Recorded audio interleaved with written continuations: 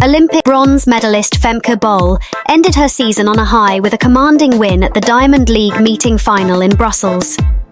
Bol eased to a dominant win, clocking 52.45 seconds ahead of American Anna Cockrell, who finished second in a time of 53.71 seconds. Jamaica's Shianne Salmon completed the podium, stopping the clock in 53.99 seconds. Apart from the misstep at the Paris Olympic Games, Bol has had a great season, clocking faster times and winning most of her races. The world champion proceeded to claim the 400-metre hurdles title at the European Athletics Championships and anchored the 4x400 relay team to victory at the event.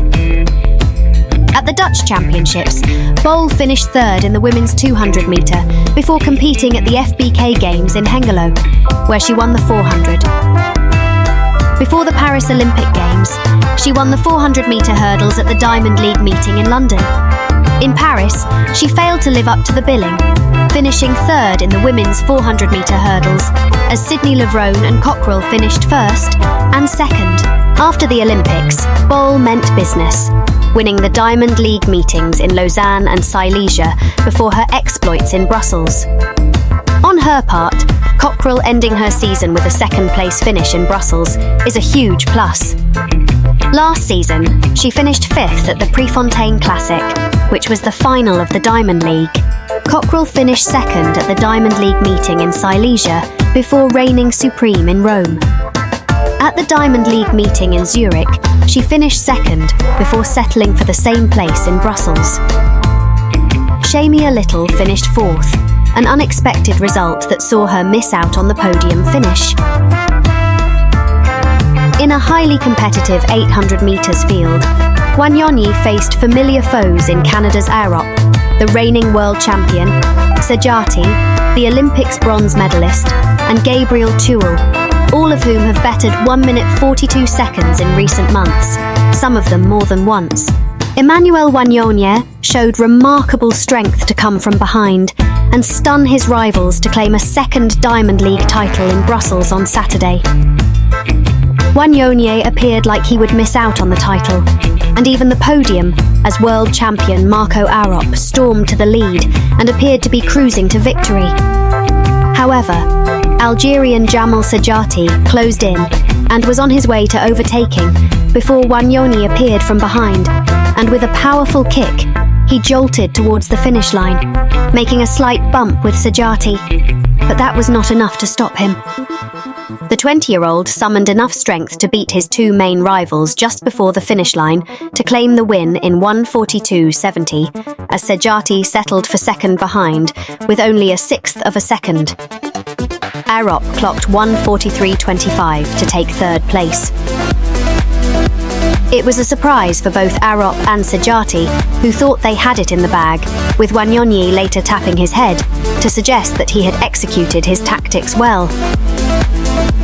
Wanyonyi has showcased remarkable form in 2024, cracking the 1 minute 42 second barrier for the first time in his career during the Kenyan Olympic trials in June, before lowering his personal best to 1:41.58 at the Paris Diamond League in July, just before the Olympic Games.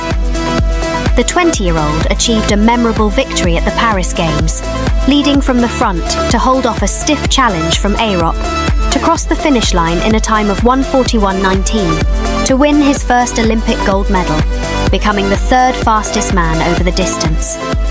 Wanyonyi further improved his personal best at the Lausanne Diamond League, running 1:41.11 to bring himself within a fifth of a second margin compared to the legendary world record held by Kenyan compatriot David Rudisha. The world gold medalist has now made it 4 wins, having won in Rabat, Paris and Lausanne, while finishing second in Silesia, the only time Arop had beaten him before the final in Brussels. Olympic 200-metre bronze medalist Brittany Brown defied all odds to claim the women's 200-metre Diamond League trophy. Brown crossed the finish line first, in a time of 22.20 seconds, to edge Great Britain's Daryl Neita, who crossed the line second in 22.45 seconds.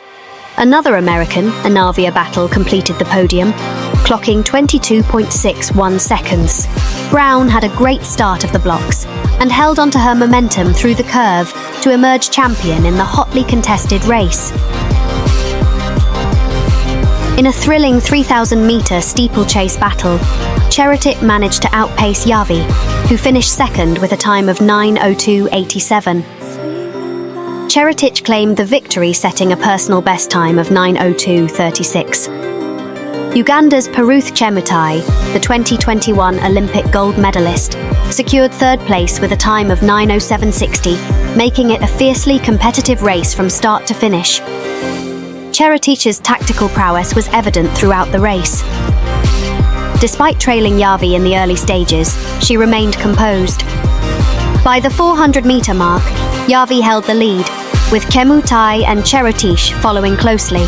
As the race progressed to the 1,000-metre mark, the gap between the leading trio and the rest of the pack widened significantly, with Yavi still maintaining her advantage. At this point, Yavi appeared poised to extend her dominance, but Cheritic had other plans. The race's turning point came at the 2,000-metre mark, when Cheritic made a bold move, taking the lead for the first time. Chemutai followed closely, with Yavi still within striking distance. The final 500 metres saw the trio battling for supremacy, with Chemutai briefly surging ahead at the 2,500-metre mark.